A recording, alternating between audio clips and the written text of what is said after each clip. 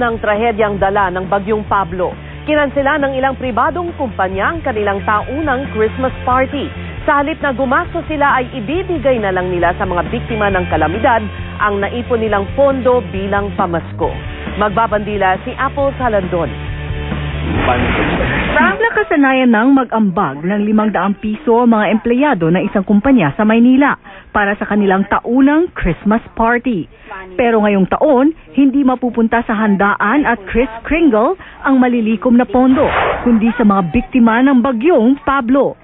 Aside from the money, nagagastos for food and venue. Of course, nandiyan yung exchange gift. So yung exchange gift, magiging, ano na rin siya, cash na idodonate sa mga nasalanda ng Typhoon Pablo.